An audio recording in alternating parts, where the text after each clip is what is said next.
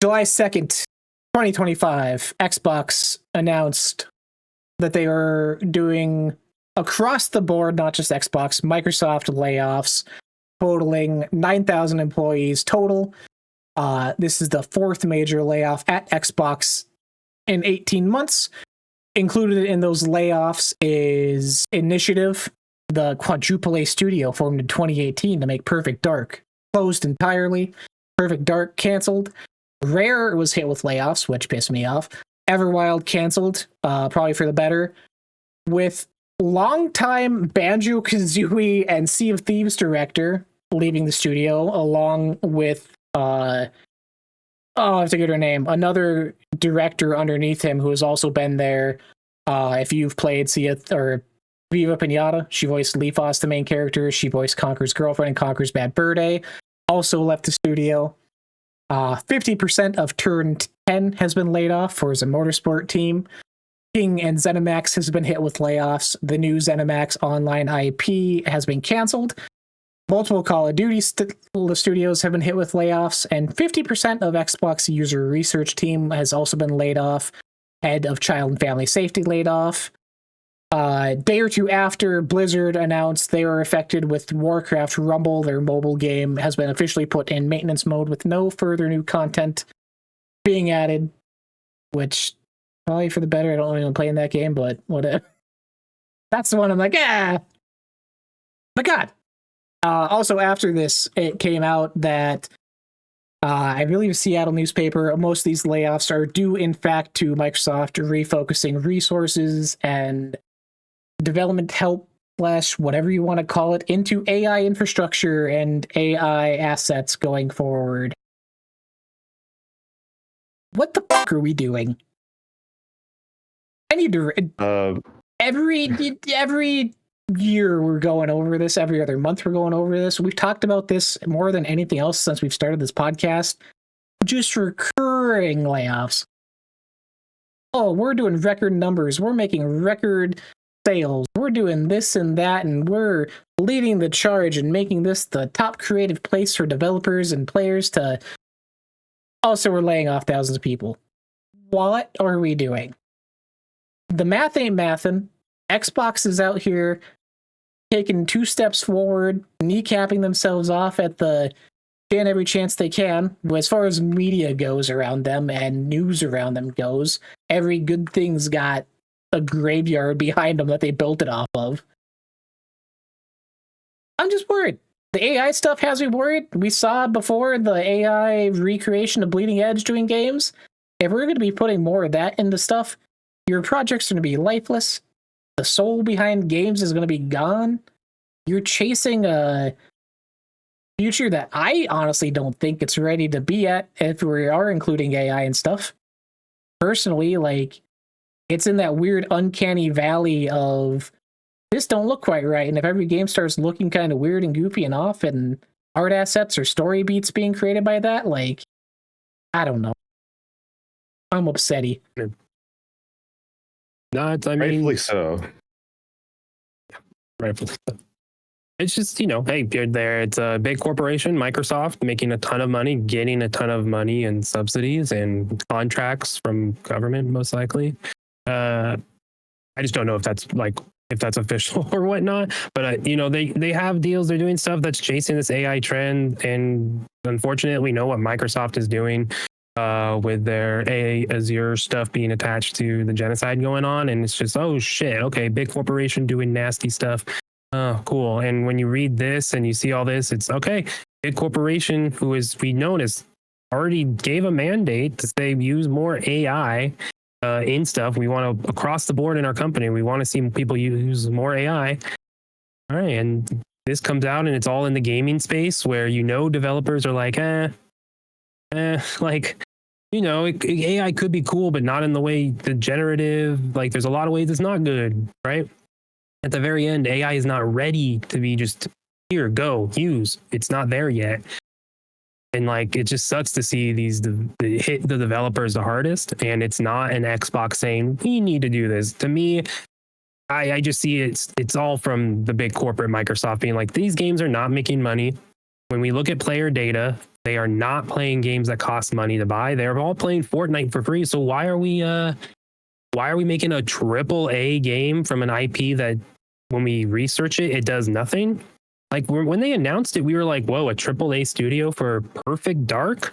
It was confusing why they were bringing that back. And then they were saying quadruple A. Yeah, apologies. But like that's management, that's Xbox right there. And then you have the corporation looking down saying, why are we doing that? Yeah, axe it. We spent too much money. Players are not looking at those type of games. They're all playing in the free games. We need to stop hemorrhaging money on these projects and look at the other side, and we can have AI help us. And it's bullshit. It's sad, but it comes down to bad management from the first place in Perfect Dark. That's just bad management coming out saying we want to make a quadruple A. What does that mean? The other A was AI. Oh, damn. God, gross. That's unfortunate.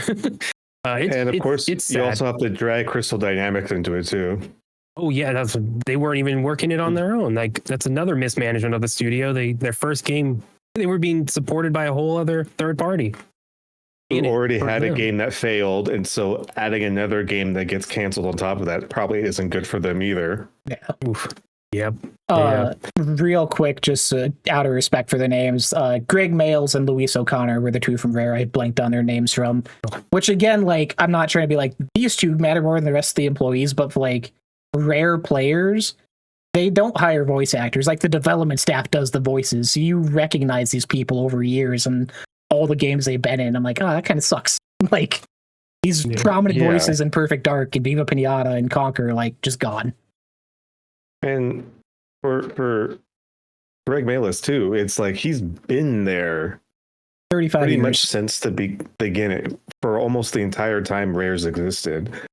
Like I'm just like looking at some of his like he's done stuff for Battletoads, he's done stuff for Banjo-Kazooie, he helped design Diddy Kong, like the character. Like he's done a lot of stuff like just within Rare itself, and it's really sad to see somebody who knows up until this point was really hoping for Everwild to work, but I guess whatever was going on. That's the other thing that's confusing. I think it's become a thing at this point to whatever there's an Xbox game that we haven't seen in a while, and then Phil Spencer says that he saw it recently and it's looking good. Just expect that game to be canceled. Because that's been at least twice. I think right? this is like the second time this has happened so far in the span of like not even a couple years. It's been very recent.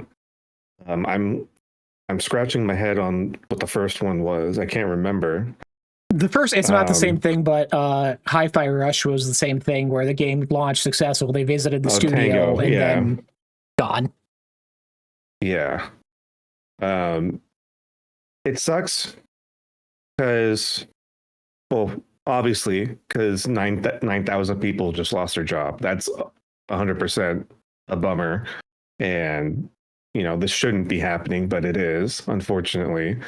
And also, again, we don't know what's happening behind closed doors, so we can't really point a finger, even though we can kind of make an educated guess on who's the one that's giving the marching orders at this point.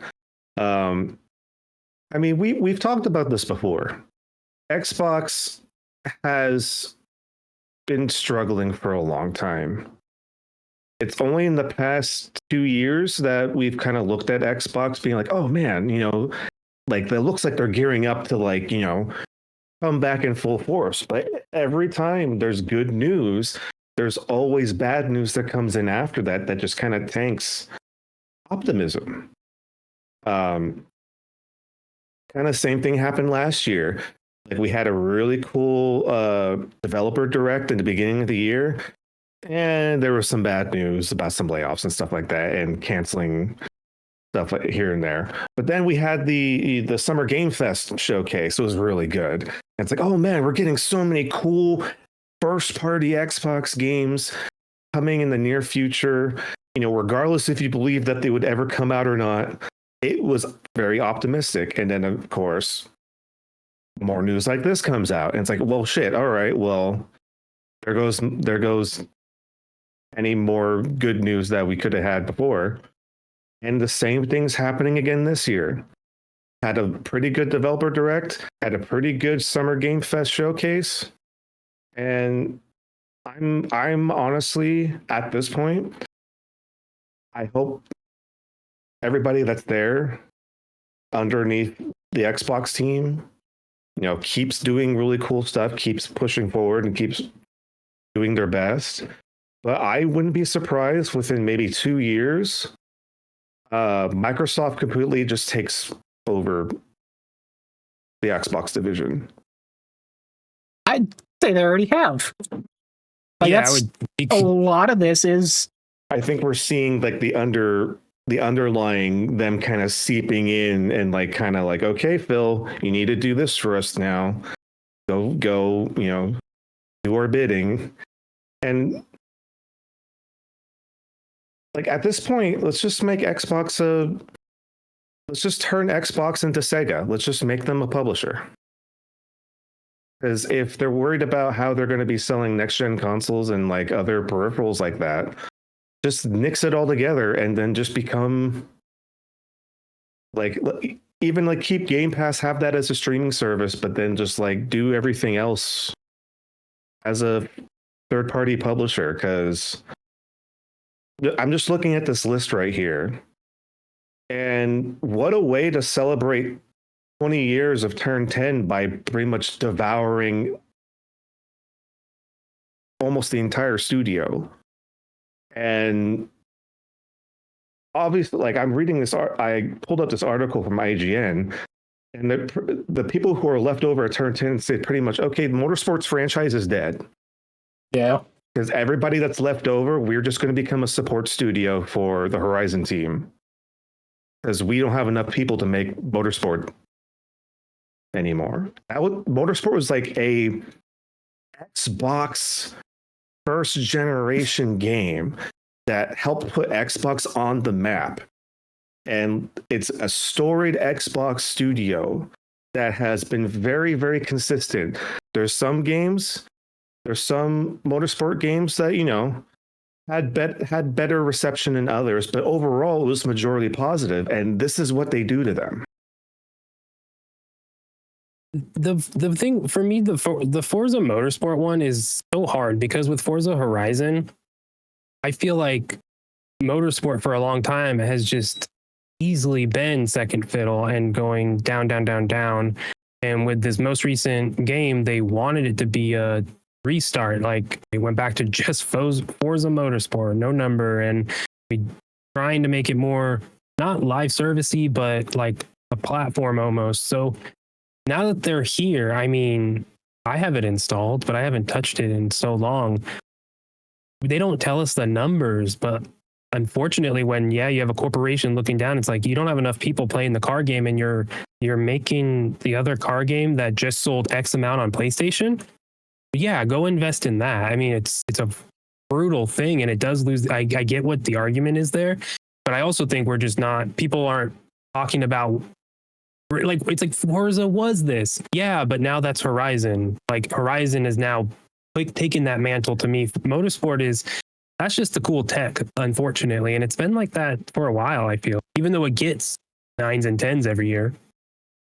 Yeah, not like it's hard, and it's also hard to talk about this. Like, it sounds like it sucks that people lost their job. They shouldn't have. It's bad management if you're not gonna be able to keep people on to finish through or to help them. Yeah, right. So. Yeah. Turn 10 should have just been closed entirely. If that's what they're going to do and just make them a support, like, don't even have it as a support studio, move the people over. Because at that point, we have this studio as a number on a board or whatever, but I agree, like, Forza Horizon has been the top thing. Motorsport, I know you said you had it installed. I honestly go back to it once a week. This is the first Motorsport I played, because it hasn't been my thing. I wasn't a fan of the more not arcadey but realistic mechanics behind it, but I have a blast with it and it looks great, and they've done a lot to turn it around. But if you're going to gut the studio by half, and people who aren't aware that they're just going to support and are waiting for a new Motorsport, like, why have them as an asset to begin with? Because cutting half the studio isn't going to suddenly make a better project, honestly. And what I'm curious, because now that it seems like Playground is going to be the Fable Horizon studio, do you take the team that makes Horizon and just push them away and then take whoever left at Turn 10 and just make the Forza studio? Or do you have Playground juggling Fable and Horizon now? Because I think they've made it pretty clear that once the Fable reboot comes out, they want Playground to be making both.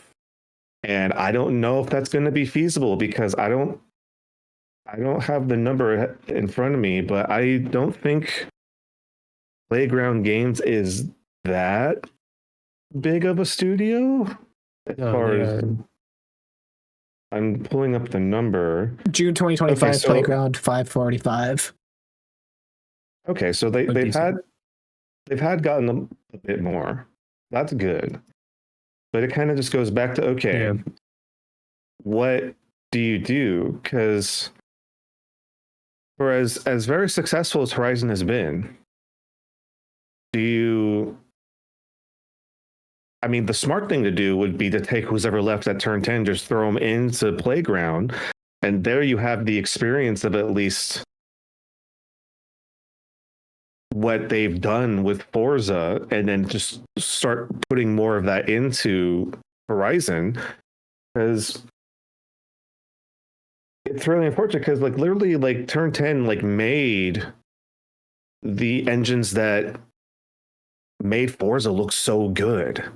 Yeah. And of course after a while Horizon started to get there too, especially at this generation of console. Like they stepped it up a whole bunch, just like presentation wise. It's always been a really good franchise on its own. But I could see that the prestige being why you don't close that studio and just merge it. Either way, like the name of Playground and Turn 10, that holds weight more than like the physical games to me, because to me it was like, if Bethesda was just Elder Scrolls, I wouldn't be a huge Bethesda fan. So I think it's almost a similar case with Motorsport and Horizon, to me at least. Like I'm getting lost on that one, but Devils, before you move on, I think you can't I think you just can't. I could see them keeping the name up, and we're in a Horizon year, so both studios are focusing on that. Fable is a weird one. Once they get Fable, they're going to have a little sub studio that's just Fable. But then I think Turn 10 and Playground focus on Horizon. And now it's Turn 10 Motorsport year. If that's what they want, an update or a new game, then part of that Playground team will shift to Turn 10. And I think, it's hard to lose the name at that point. But again, then who cares about the name? That's my personal opinion. But I could see the focus shifting between the three, and unfortunately losing. If you hired people specifically to help run a Forza Motorsport type game experience, and that's not what your new focus is going to be, because you have to change your decisions again. Yeah, you cut people. Which is the sad side. I didn't think about it until Brian said it, but I'm thinking about it now. I'm shocked they didn't change the name and just have it do Forza Studio. Because that's kind of been Xbox's thing already. We have the Coalition, a Gears of War themed name for a Gears of War studio. We just had Halo Studios become a thing to make Halo. So why not just make it Forza Studios? You got start going. They just keep it Turn 10. Do PlayStation people know that? Like, if you have Forza Studios on a PlayStation thing, like, okay, this is a Forza thing.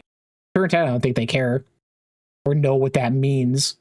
And with them going more third party, like, your PlayStation gamers, the people who aren't in the know, my brother who plays FIFA only, like, Turn 10, whatever, but you see Forza Studios, Forza coming out, that I think would mean more at that point. 343 Studios, what does that mean if they start having Halo Studios, Forza Studios, Gears Studio? I mean, they have the Coalition, but like, it's like, all right, don't start doing that, corporation. But I can see that happening. It makes sense not to do it right away. If it's like a layoff and it's like Microsoft is like, Xbox, go do these things and this is how it shakes out. That's not Xbox saying, hey, we're getting rid of people because we're reorganizing our studios. That's, we need to cut costs and this is what we're doing. Okay, now what do we do? So that totally could see renaming it under one umbrella, and then probably post Fable though. I can't imagine them reorganizing stuff like that pre Fable. I'd imagine it's ship it out and then the next Horizon, whenever, because that's not this year. We don't, I can see it. They just need to get Fable out. If they don't get Fable out next year, oh no. Oh no. To be big devil's advocate, but like there's a part of me, I honestly say it's a 50-50 we even get Fable. Oh no, don't do that. It'd be foolish for them to cancel Fable. I think Playground has such a good record. I think it's because of everything Playground has done, they've earned it. And Fable on top of it being what Fable is to Xbox. I think this is a one thing that they delay and it came out like a South of Midnight type delay. Like, hey, we don't need to, so we're gonna push it out. We may actually need it, so we're gonna push it out. Who knows where they're at? I just, oh man. I don't know, to me, in my realistically, we've seen as much Fable gameplay, quote unquote, as we did Perfect Dark. Shut up, don't do that. And if it was just we need this year to polish or whatever it was, like, who's to say? Because even now there's stuff with that Perfect Dark gameplay that it wasn't actually part of the game. Like, it was designed just for that kind of showcase and wasn't representative of what the game is. And if we're at that part with Fable, because realistically, we've seen the same cinematic gameplay of what the gameplay could be. Like, I'm more negative on this stuff. Obviously, we've talked about this enough to know that, but there's a part of me, I'm like, Fable's up in the air, honestly. I think they're, because at the end of the showcase this year, like, they made it a big deal, like, oh, Xbox is going to have their anniversary next year, and Fable was like one of the first things that Phil Spencer talked about, and like, and a bunch of like Gears, and assumedly a Horizon game, and people speculated that a Halo game was coming out next year, maybe. But I think at this point, they need to release it whether or not it's decent.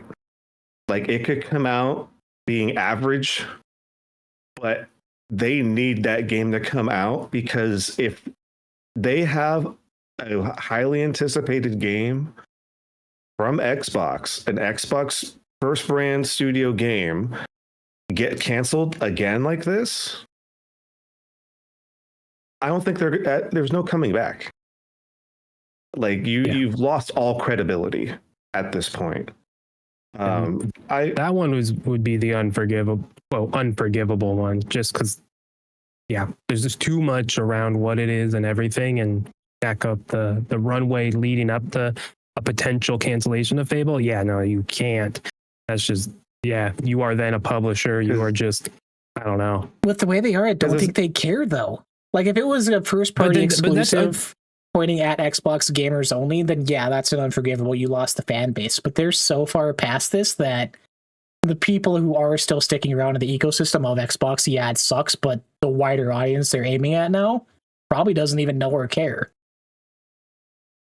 But then it just becomes something different. And I think, that's why you lose that console base, right? And I don't think it's even likely that Fable doesn't come out. I think it is like a sure lock. I think the way they are doing things, it just seems like there's a Halo remaster. They're now they said Halo Studios has something in October at Halo Championship. They're going to show off whatever they're working on.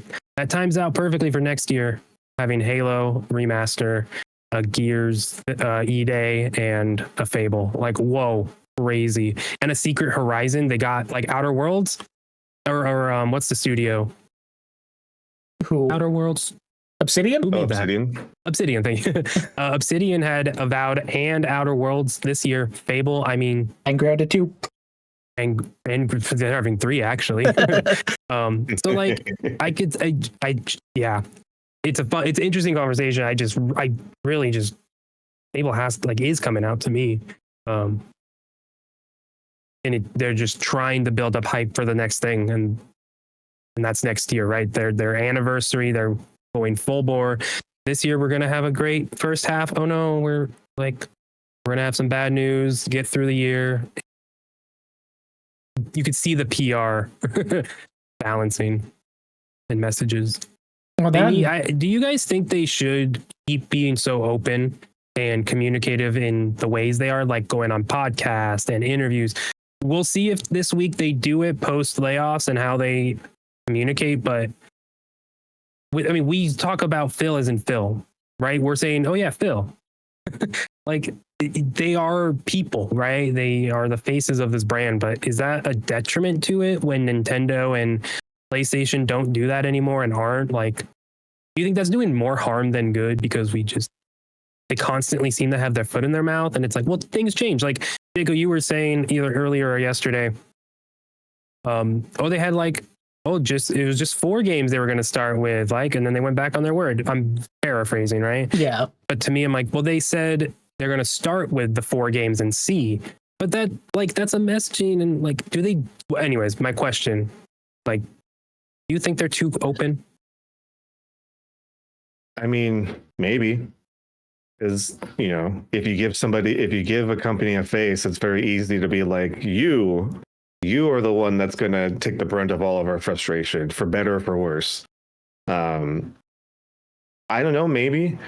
But it seems like, Xbox in general isn't going to change that anytime soon, because recently there's an article saying that Phil Spencer might step down once we get towards the next generation of Xbox.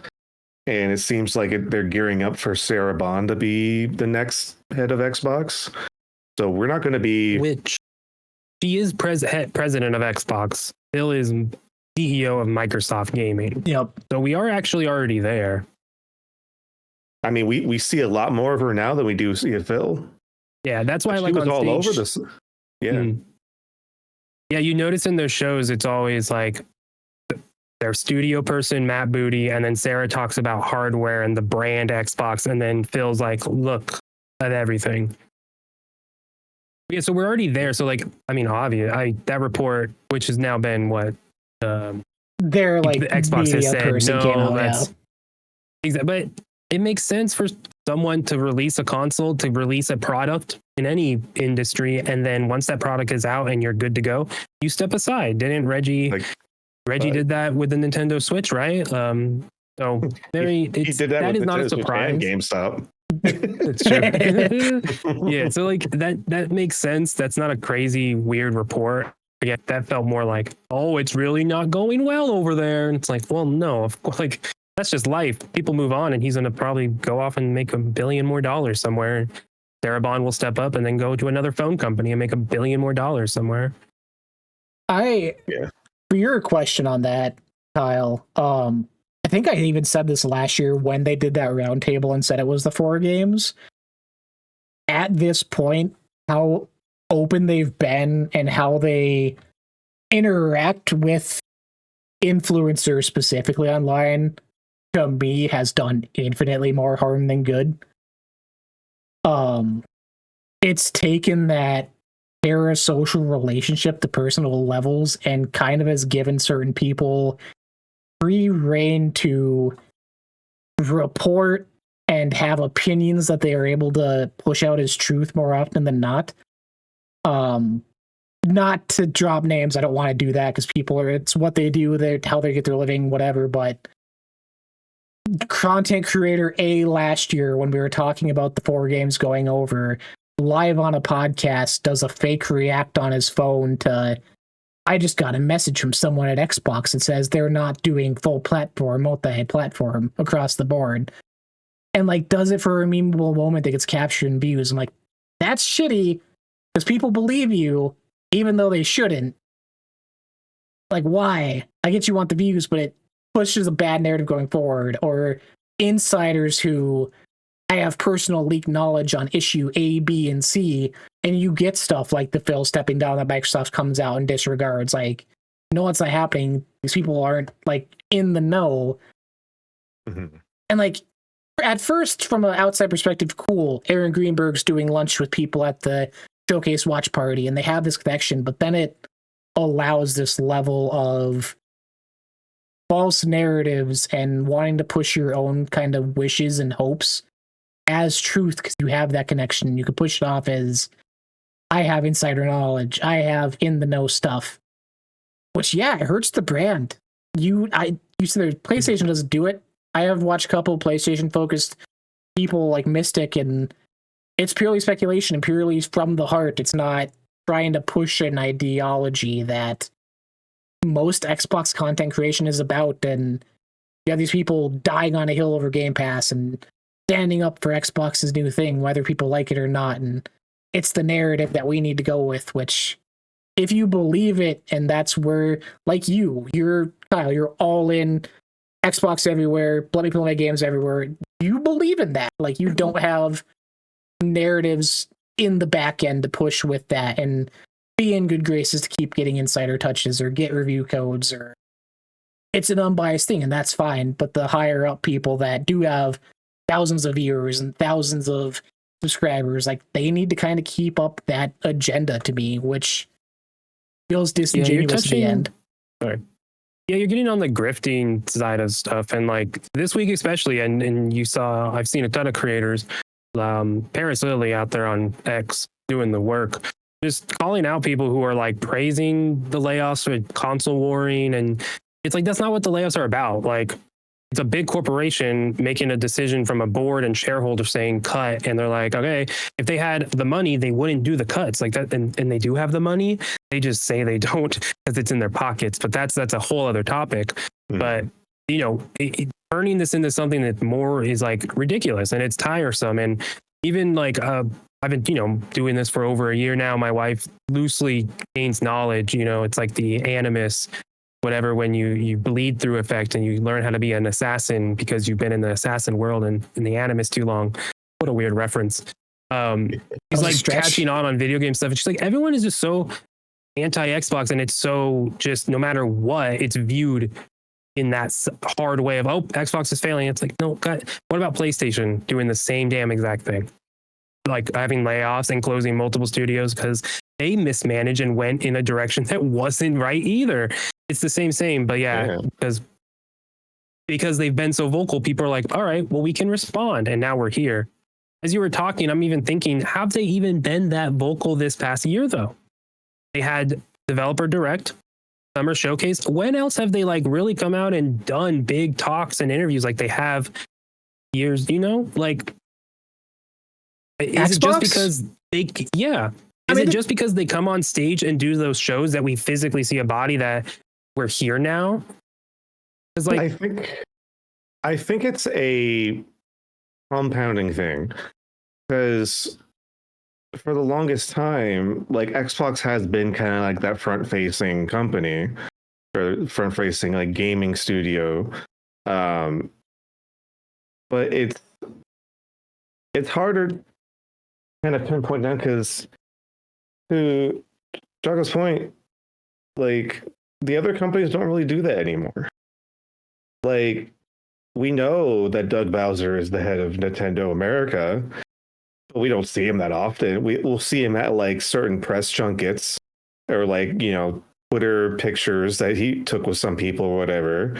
And I had to look up who the head of PlayStation is, Hideaki Nishino, who just became the head of the CEO of SIE in April. It's like, I wouldn't have been able to tell you who that was, but like, everybody that knows Xbox knows Phil Spencer. Like, they know that that's the thing. And like you're saying, like, they don't do, like, there'll be sporadic interviews when it's a Gamescom, or it's a Summer Game Fest or whatever. There'll be sprinklings every now and again, but you're right, there isn't that much happening in one given year. But I think it's just the back-to-back year after year, there's always bad news coupled with somewhat good news, and it's just stacking up year after year. And not to say, hey, PlayStation has had it's bungles too. I mean, 12 live action or 12 free to play games as a service kind of games. Half of them have been canceled already. We know that story, but it's a weird phenomenon where it doesn't hang around as often as Xbox news does.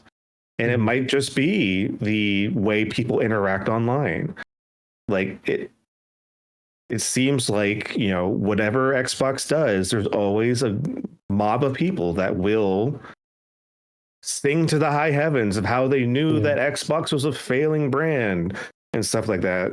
And then then you hear one voice and you turn around and Xbox is a part of the crowd, adding something else to the pile. And you're like, what are you guys doing? Why are you hurting yourselves as well? And it's Microsoft with the layoffs, with we're going to close Tango Gameworks. It's like, what? That was a great game, even though there's like stuff behind the scenes that we never will know about of how that game got made, like, and interesting things. And just to finish my thought, I think the one major difference as to why bad news from Xbox lasts longer than bad news from a Nintendo or a PlayStation, and I think it's because you can point to PlayStation and be like, oh man, there's some really good stuff coming from PlayStation. Oh man, Nintendo just released a new console. There's a whole bunch of new stuff on the horizon. There's new stuff now that we can look forward to. Here's Xbox. There's Doom. We got you Doom. bought it though. There's Call of Duty. We got some third party stuff coming to Game Pass. Yeah. They don't have the benefit of a doubt from the Xbox One generation. They lost the benefit of a doubt from the player base because they had to rebuild it. Like, instead of like striking while the iron is hot, they had to rebuild that entire generation. And for the Series X and S generation, it took them until last year to actually like get to a point where it's like, hey, we got stuff. It's going to be cool. Like, we're going to give you Starfield. You're going to get, a whole bunch of new games. We got Fable on the way. Don't worry, there's going to be stuff coming. And even then you're like, there's stuff. Because exactly. Yeah. That's just where it's at. We look at this news and it's like, we have Everwild get canceled. We have Perfect Dark get canceled. We have the ZeniMax MOBA that they were planning on also was get not canceled. Unlike Destiny, as one quote said, that's interesting, whatever that meant. And it's interesting because it's like, ZeniMax, the people that like struggled and made Elder Scrolls Online successful to this day. And I understand that it takes a lot of money to make an MMO. It takes a whole bunch of money, a whole bunch of time. And, it's very obvious that Microsoft didn't want to wait and spend that money on a new MMO when Elder Scrolls is already making the money that they want. Yeah. I don't know. Maybe it's just that. Maybe it's just PlayStation, Nintendo has stuff to make people excited, where Xbox fans, it's like, well, we have hopes. Yeah. We have the horizon, not horizons, but the horizon of possible games. Yeah, but you saying like Xbox doesn't have the benefit of the doubt anymore is a very good way of putting it, because they keep telling us stuff, but they keep backing down. And how I'm in the system and I'm like, eventually it'll come to me, cool.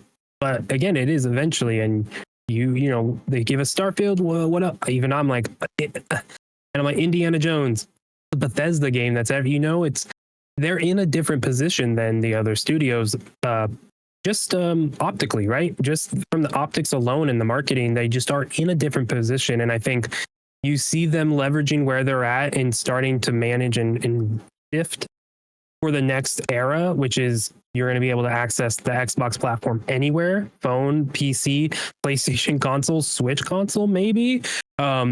Our console, our last year's console, Xbox One, the S1, you can cloud game to it. We don't care. Like, that's where they're moving to, which is cool. But man, the growing pains suck. The optics suck. The marketing kind of blows. I do wonder if I mean, not really a question, but Phil's definitely acting like a shield almost to Sarah Bond, which is kind of a good thing because she can just come out and be like, look at the cool stuff we have, like this handheld that we made for Xbox. And you're like, whoa, cool. And then Phil gets all the flack, which is interesting. I mean, it's kind of the job as like a CEO to be that face and be that shield for the company, because you know, like we were just saying, he is the face of the company. You're going to get the good, you're going to get the bad. It's unfortunate, but that is kind of what, unfortunately, you signed up for, being the head of Xbox. That benefit of the doubt comment you made perfectly encapsulates not what I've been talking about on Twitter for the past couple of weeks, and I have been able to put it into words, which it's the perfect way of wording it, though, where you say that Xbox has stuff. In my eyes, Xbox has the most going on to be excited about that people just don't care about. PlayStation has resetting all the studios from the live service thing. We're canceling projects left and right. We're restructuring. But we announced Intergalactic at the Game Awards. That's all anyone talks about because it's Naughty Dog. They have that prestige. That's enough for people to stick around. Where they have, oh, we may be working on a PS6 and, oh, PSVR 2 failed and, oh, the Portal's a thing. But Xbox has, we have the ROG Ally happening. We're openly talking about new hardware and how excited we are about it. You can play stuff anywhere. You mentioned stuff for games. We still have Clockwork Revolution coming out. State of Decay 3 still happening. Blade's still there. OD's still there. But people just don't care. Doom came out, like you said. Indiana Jones comes out. And it's a dust in the wind after a week. And at this point in time, I'm physically can't comprehend that people aren't more excited about what they're doing and going out and buying PlayStation 5's hand over fist. Not saying that you need to buy an Xbox, so you don't anymore. You can play the games anywhere, but the media rotation and people's perception and how people view what they're doing, they just don't care. When they have a constant window of updates for games, Diablo 4 is going strong. Warcraft's entering its most excited part it's been in a decade. Like, they have stuff happening. They have projects going on hardware and software and communications and just everything across the board, but it's just not stable. Maybe the thing that people want to go to PlayStation for because they know that, oh, Naughty Dog's doing a new thing. That's probably going to be a Game of the Year contender, top seller thing. Or you look at Fable, it's like, that may be good. Indiana Jones was okay. Doom was okay. It's just that weird perception that people just have with them at this point in time that if they didn't have those stumbles leading into this year, they'd be sitting so high right now as far as... Oh, 100%. Yeah. Which I will say, like, that is a lot to like the hardcore people who listen to and watch and make content and watch content at the very minimum about video games, right? Like, when you know, and you get in those bubbles. But for the person who just turns on and they happen to have Game Pass and yeah, a new update, cool. Like, they do have that user base, and I don't think they care about the negative side of it. So with what you're saying, like the people don't care about all the stuff coming out. Well, they don't care if they're not into it, but for the person that is, they do care. And I think that's what Xbox is like building for, is just more avenues of like more people. They don't really care about the hardcore audience, really. So when they're looking at their metrics, they're considering the Fortnite and the free to play stuff and how many people are active on Game Pass and what that looks like and the attach rate to when people jump on and when they hop off, right? Or like when they drop a game. Oh, look, when we put 3 games out in the same week, every game gets played as opposed to one game, right? I did that multiple times. If there's more, like all these games came out for some reason, I hop into each one when it's on Game Pass. So they're just doing these different things, and it's weird. It doesn't make sense in a lot of ways, and there's a lot of trial and a lot of error. Ooh. But I just think we oftentimes forget the casual person who in the family, right? Who they have Xbox and they don't really care about all the hoopla around it. The PS5 Pro, what? Hey, okay. Does it play the games? Cool. And that's all you need. And I think that's what Microsoft is going for, and being everywhere is starting to grab more people. But what you're saying, like that's your experience and what you're seeing, no one cares about it, and that's valuable because then you go online and you see, oh, Xbox sucks. Why my mom and dad buy me this? Like, why are we a part of this? Like that continues on. It's like, oh, there's no good games.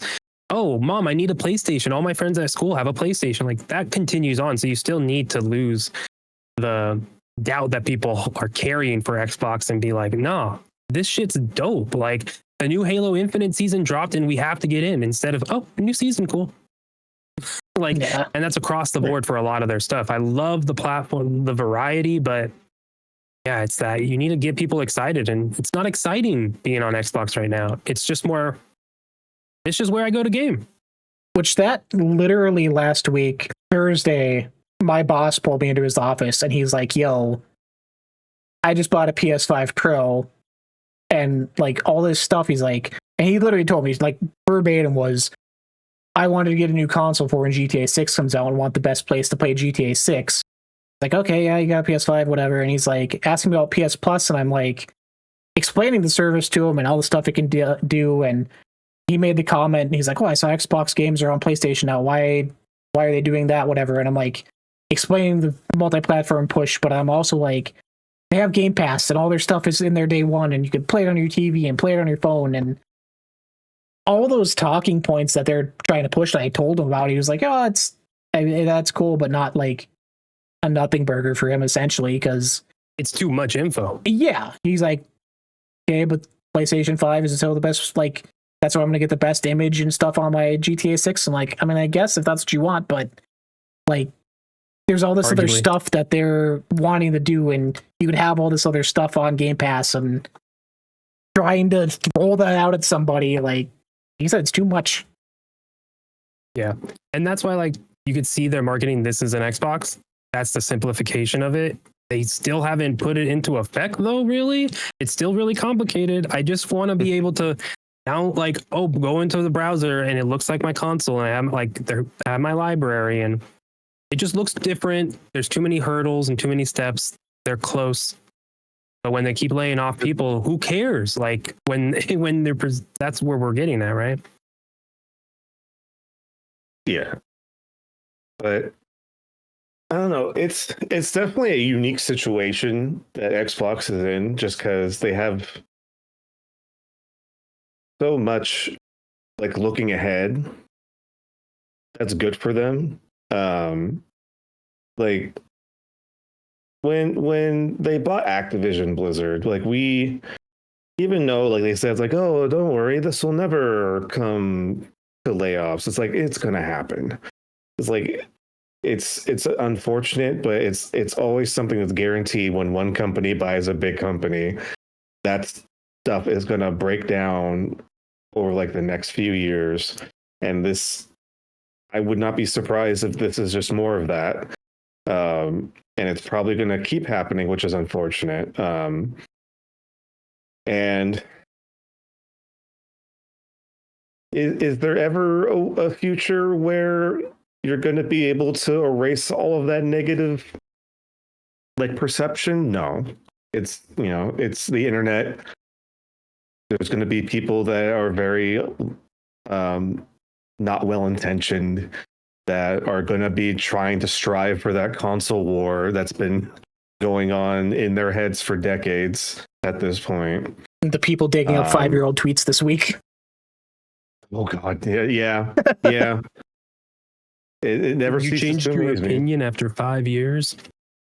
Woke. The situation of like the financial structure it's changed, and you're going back on what you said when you were in the situation back then. I was like, okay, calm down. But like, to your point, there is a lot to look forward to from Xbox. They just need to find the way, and they're finding their way of trying to explain it to people of how to do it. Like how they just released, or they just announced. I don't know if they're released yet, but their special Meta Quest. Yeah, that's out. Yeah, that's out. So that's just one more way to do it.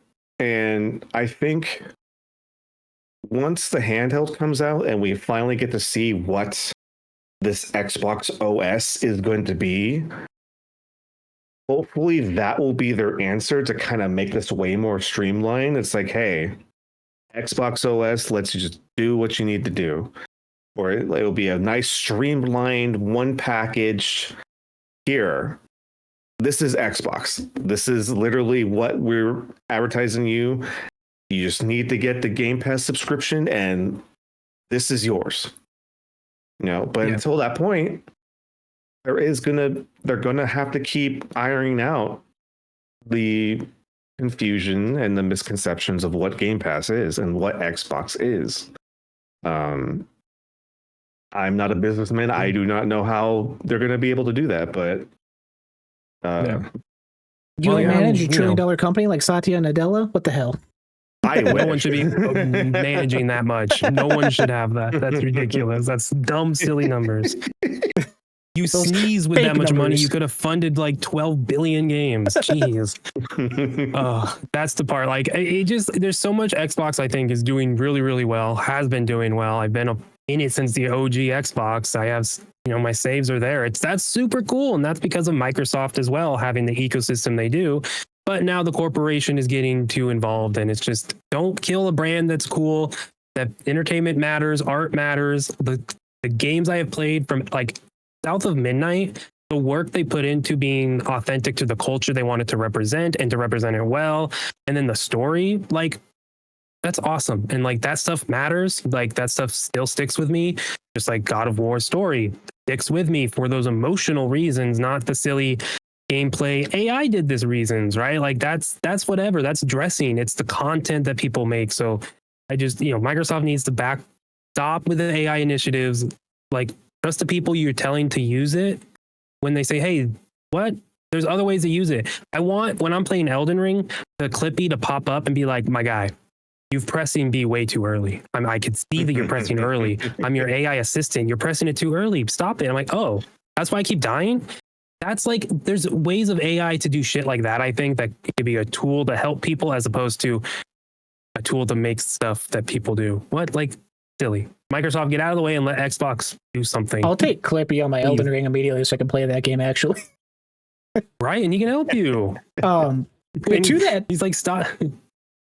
With the Microsoft point, that's something I was going to bring up earlier, but with how many people they have overlooking their workflow and studios and management and everything, how often they make the same mistakes. Someone from Halo Studios that was laid off in this recent week, CJ Ramos, was one of the people who openly said, like, hey, this was due in part to AI initiative, but also for them to do more contract work, which, if I'm not mistaken, like, contract work is the reason Halo Infinite's campaign got switched and cut so harshly, because they were on their own engine. That's why they're switching to Unreal 5, so they can get more people are aware of what Unreal 5 is. But still, if you're doing like the contract work, like, those are short-term, year-long, multi-year-long things. Like, those people aren't invested in it. They're not having the same. But you don't need to teach the engine, though. So as soon as they drop in, you just spend significantly less time. That's 100% what they're, and it's cheaper to pay contractors as opposed. Yeah. That's why they're switching. That's why so many Xbox studios are switching to Unreal. It just seems like the next batch of people and then Epic money are all like just using Unreal. Yeah, it's just the comparison. I saw someone post about it this week where Xbox laid off more people than are at Nintendo, and Nintendo has less people, but they've been there for years and they have the passion and the drive for the stuff they're working on. Where you have Xbox as a revolving door of people who are, this is your assignment this week. Like, you lose something in the core ideals of the games you're working on, I feel. Which I don't get. Well, that's American corporate, though. I do, it's American corporate, but like, come the fuck out. Not saying it's right. Yeah, not saying it's right. It's just that's just how it is, You cycle through the bottom people as you climb your way up, and then you just hold on to that top position as long as you can.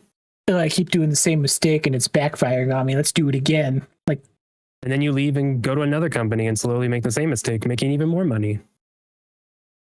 Dumb.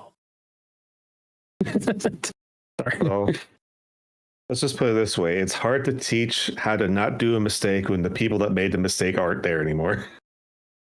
Yeah, yeah. A lot of knowledge being lost. Very good way of Or a putting lot it. of bad knowledge being gained. I saw that too. I don't know if it's real or Oh. not, but with the Activision Blizzard buyout, and we all saw how Blizzard Activision was being mismanaged beforehand, that a lot of those higher ups got brought into Microsoft proper, so they're just managing Xbox as a whole, how they were doing things then before, and that's, again, if that's real, people putting pieces together, I'm like, that's scummy, but it makes sense to a point. I'm sure in a couple years we'll have a Jason Schreier article about it, but oh man, he's sitting at home writing right now. yeah, like it makes sense. Like the pieces are there. Yeah, nah, we'll never know the true story. Well, maybe we will.